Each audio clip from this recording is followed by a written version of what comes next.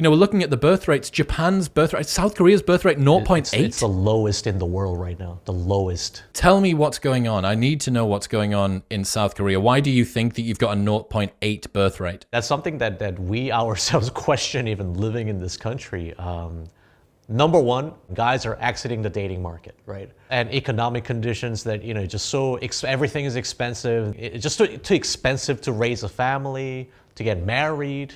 And there are all these subtle pressure that if you get married, guys are the ones that's supposed to buy the house, have the house ready, which is impossible to have if you're like a 30-year-old guy and average like house pricing, you'll never be able to afford one in your lifetime. As a guy, you cannot bring a house to a marriage. Then that'll be a pretty demotivating factor for you to say, yeah, look, I can't afford to get married. So that's the most common thing we hear. I cannot afford to get married.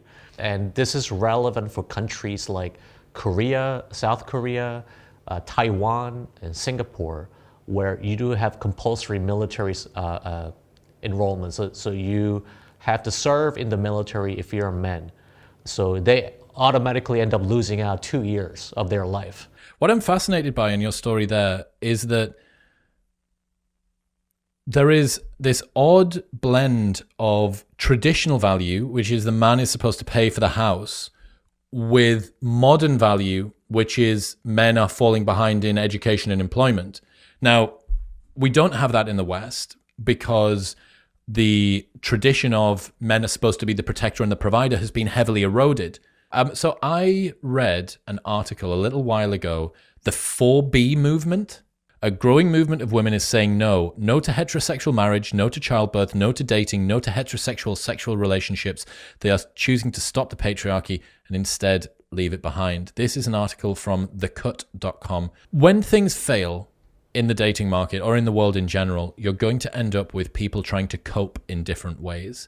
They will retreat into conspiracy. They will retreat into misogyny. They will retreat into extreme feminism. Yeah, dude, I'm fascinated by the potentials of demographic collapse. It's a real issue. I think this whole threat of underpopulation, not overpopulation, is I think it's going to be catastrophic. But then I don't think that's the mainstream narrative at all right now.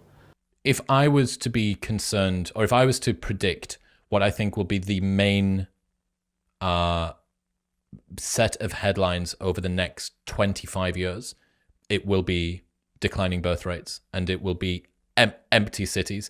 China looks like by 2050, it's going to be 650 million people. Oh man, it's crazy. By 2050, dude, within our lifetimes, there's going to be 600, half the people. China, Japan also, I don't know the numbers for Korea, but Japan, I think, is about 120 million at the moment. That's going to be down to about 60, 65 million by 2050. I asked, so Stephen Shaw is a guy that's been on my show. He's a demographics researcher, lives in Japan, phenomenal guy. He taught me what will happen to countries when demographic collapse occurs. So it's not like 50% of people will be removed from every city. It's that people will migrate from quieter cities and towns to less quiet cities and towns. So you will just end up with ghost towns. You will end up with these areas where people used to live and now no one lives. And if you think that having a planet where there are too many people on it is a bad idea, wait until you see what a planet like with too few is. It is absolutely terrifying. We need GDP to grow. We have an embedded growth obligation, right? Like that's the way the entire global economy is based on growth. Maybe, I hope this isn't the case, and I don't do fear-mongering much, but there may come a time where there are too few people to literally bury the bodies. Like where there are too few people to look after the elderly, to give them the care that they need, nurses, doctors, assistants, carers. Like, dude, it's really concerning. And yeah, you're right. If you have a popular country like America, you can drive immigration, which kind of artificially inflates the numbers and keeps it going. But the global number overall doesn't get fixed by that. You're just borrowing from Peter to pay Paul, as we would say in the UK. And even the countries in sub-Saharan Africa, Chad, Nigeria, Ethiopia, these places that you think, oh, unbelievably high birth rates, each woman is declining one child per woman is getting removed every 15 years. So it's 7, then it's 6, then it's 5, and that's every 15 years. That's how quickly, precipitously the drop-off is. I didn't feel this until it actually happened to me. So when I was in elementary school in Korea, there used to be like 40, 50 students in one class, and there used to be about 10 to 12 different classrooms. So if you're looking for the whole year, we're looking at hundreds, right? I literally got told this last week that the same elementary school that, remember, we had 50 students in one class, times that by 12, the entire year, they just had 10 students come in. 10 students, which means that at this rate, my elementary school is going to disappear. Because how can they run the school when they're like the entire year, the new incoming first grade is like 10 people, 10 students. Dude, that's wild. It's real, it's happening, and I think we should all be terrified. One question that I have, when we look at all these young men that are exiting the dating market, or they just become lost, where are the fathers? Where are the father figures? I mean, isn't it kind of dad's job to instill the right type of belief, and then, hey, son, get your shit together type of thing? You would hope so. I certainly think that there is a fatherlessness epidemic that we have at the moment.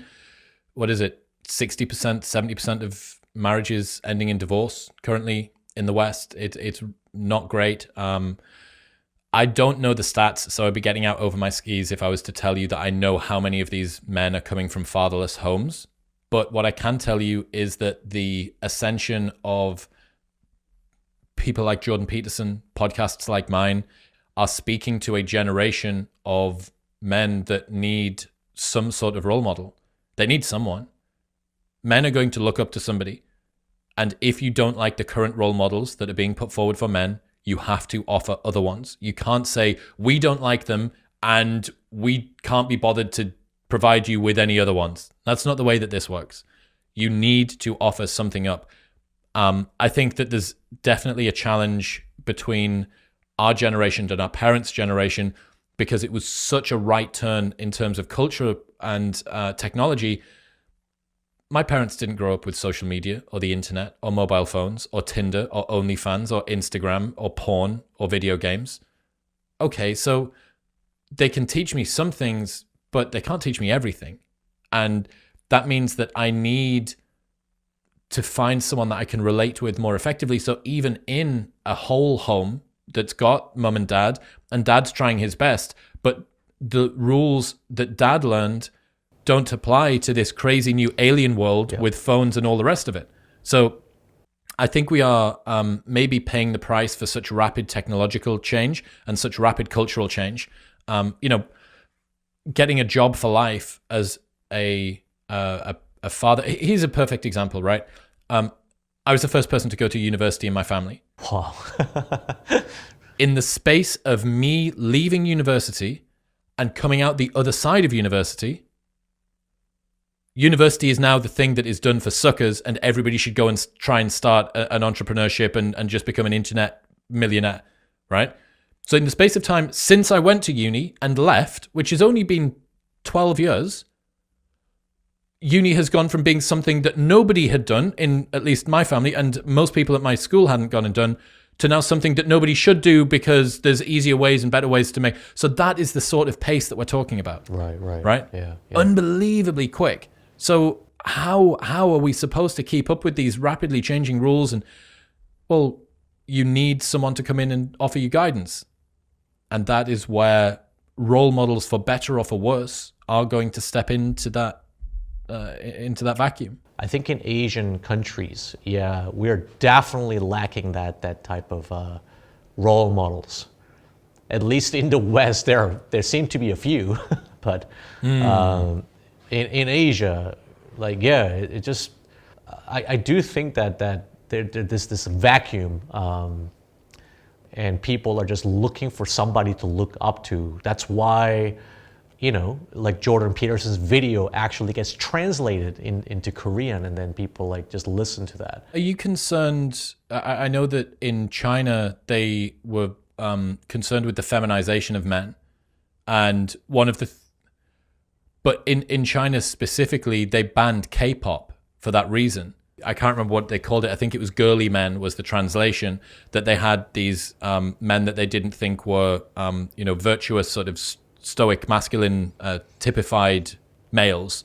Is Korea in any way at the forefront of, or is it being very progressive with like gender identity, gender roles for men, the way that they present, the sort of values they have? Like, why is it that you think, again, I'm seeing conservative values, men are supposed to pay for the house, but also you're saying we're struggling with the patriarch, Jordan Peterson father figure.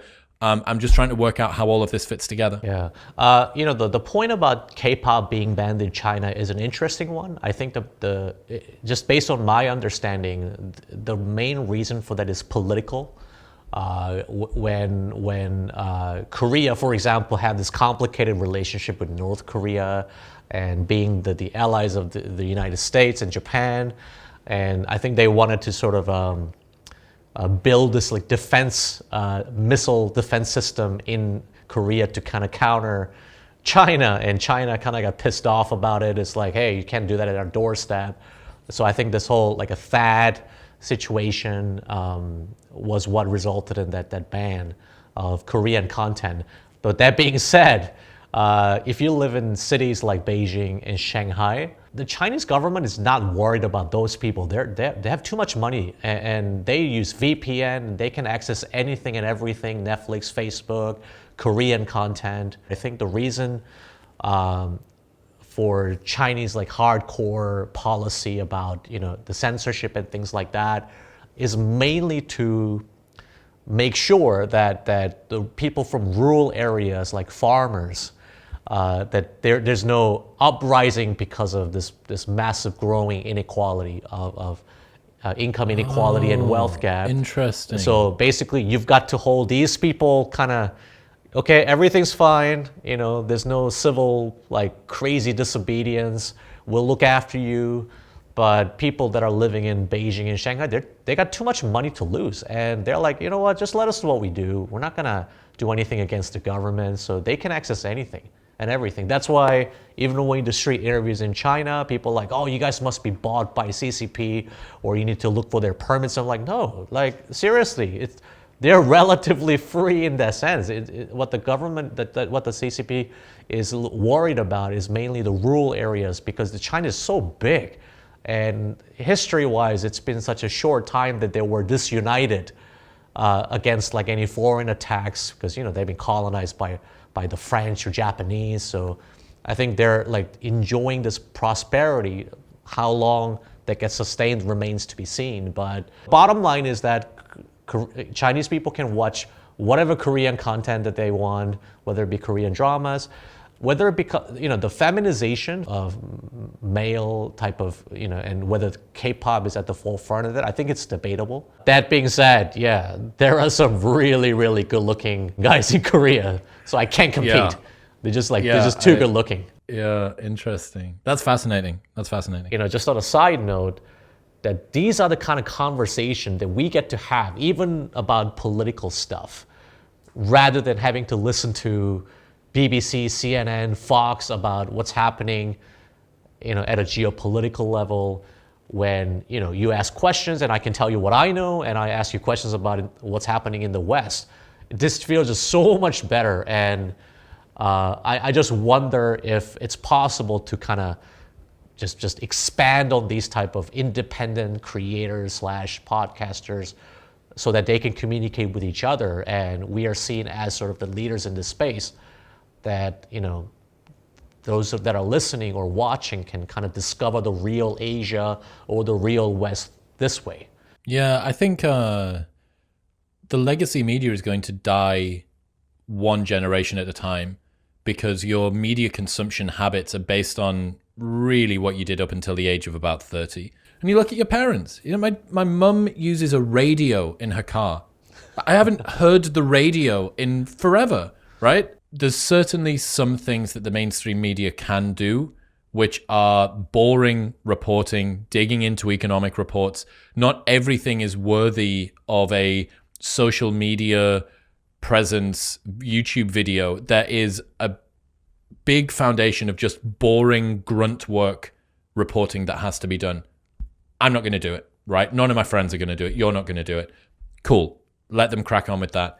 But I think especially the last few years, especially through COVID, the legacy media didn't do themselves any favors in terms of their reputation, in terms of their reliability, in terms of their rigor and what people thought of them. I wonder whether or not they can win that back. I'm not sure, but I certainly know that my consumption of that kind of media is essentially zero now. The only way that I ever see anything the mainstream media does is when it's clipped and put onto my side of the internet. So yeah, it's and that's the game. That's the game now. That every single other media organization is trying to play the game that every creator watching this is already playing. They're trying to win on Instagram. They're trying to win on TikTok. They're trying to win on YouTube and on blog posts and on articles. They're trying to get shared on Twitter because that's where the interesting eyeballs are. That's where the growth is at the moment. That's what's so good about talking to somebody like you, is that we're constantly willing to learn, improve, as long as we keep that up and then we continue to have honest and open conversations like this. I think that gives me hope. Absolutely, man. And here's one thing that might be interesting to people actually that they can use as a little tool. Changing your mind or admitting that you're wrong is one of the most important skills that I think that anybody can learn in the modern world. Having loose opinions strongly held, i.e. not knowing what you're talking about, but being unprepared to change your mind about what you're talking about, is destructive for society, and it is regressive for you personally. It's going to cause you to die on the hill of an idea that you can barely describe, as opposed to being open and curious about the world, about what's going on, wanting to find out because you want to seek truth and you want to fully understand the very brief amount of time that you've got here on this planet. Keeps my ego nice and small. If I have to admit, today, really perfect example, I thought that it was the girly men thing for China. You have updated my operating system now, and I go, wow, maybe what I heard, which makes a lot of sense given the corners of the internet that I go into, right? That China are these sort of upstanding, hard, manly, we don't take any crap from the woke people. Oh, maybe it's not. Maybe it's a little bit more nuanced than that. So I need to now think about that entire world that I've got put together. Brilliant. By doing that, it means that you never get caught up in believing your own bullshit too much. Because if someone has a strong opinion on the other side and it convinces you, you're, wow, what else am I wrong about? Probably loads of things. So I'll keep on trying to find out how wrong I can be as often as possible. And like I say, for the people who love finding out new stuff, that's a good heuristic. Try and be wrong as much as possible.